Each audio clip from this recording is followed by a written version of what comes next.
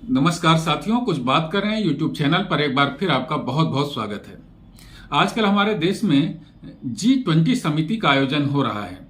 यह आयोजन सारे विश्व में चर्चा का विषय है। इसके पहले चर्चा का विषय कभी नहीं बनता था, लेकिन भारत में यह आयोजन जो हो रहा है इतने भव्य तरीके से हो रहा है और इसका इतना प्रचार कर दिया गया है कि सारे विश्व की नजर इस समिति के परिणाम पर लगी हुई है। ये भी आयोजन आज हो रहा है और कल होगा, यानी कि 2 दिनों में होगा। तो ये G20 समिति है। तो ये जान लीजिए कि G20 समिति है क्या। G20 में इसमें 19 देश प्लस यूरोपियन संघ, यूरोपियन यूनियन शामिल है। इस तरीके से 20 इसको कहा जाता है।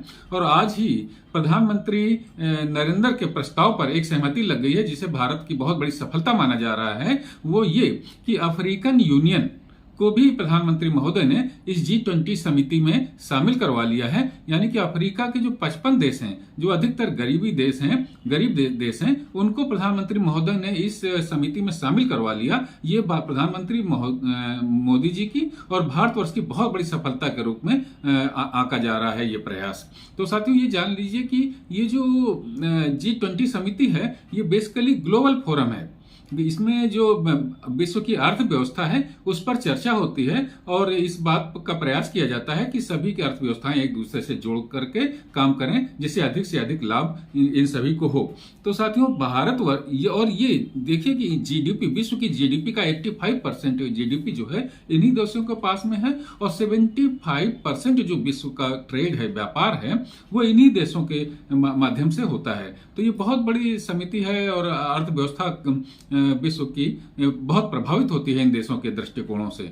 लेकिन ये जो प्रधानमंत्री महोदय की अध्यक्षता में चूंकि ये समिति हो रही है, प्रधानमंत्री महोदय ने जिस तरीके से इसका आयोजन किया है उससे भारत का कद बहुत ऊंचा हो रहा है। और कल ऐसी उम्मीद की जाती है कि कल जब ये समिति समाप्त होगी, ये समिति, तो भारत का कद बहुत ऊंचा हो चुका होगा।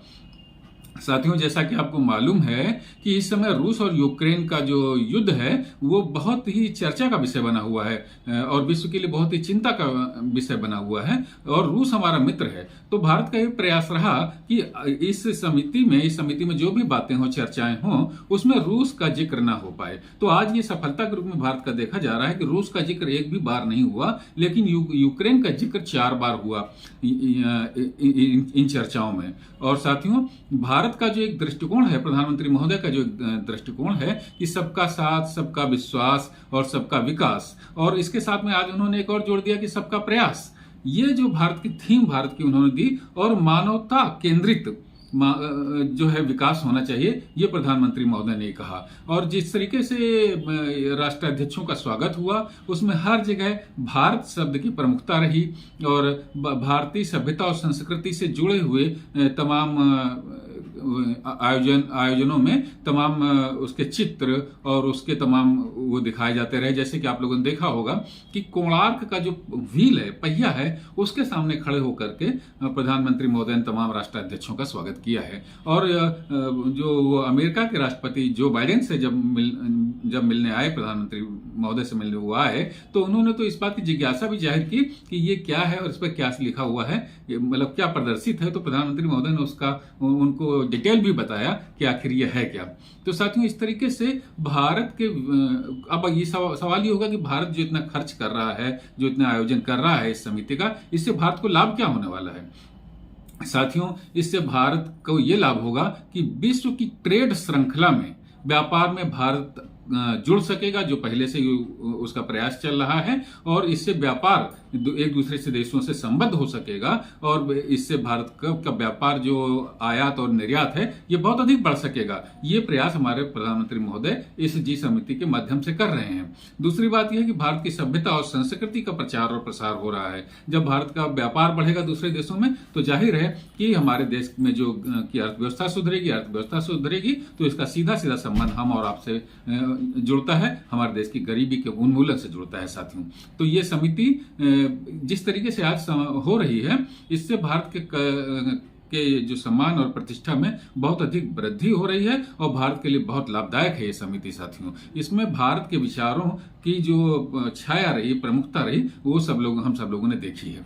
तो साथियों, आज की इस चर्चा में बस इतना ही। कल अभी समिति और होगी, देखते हैं कि उसमें क्या है।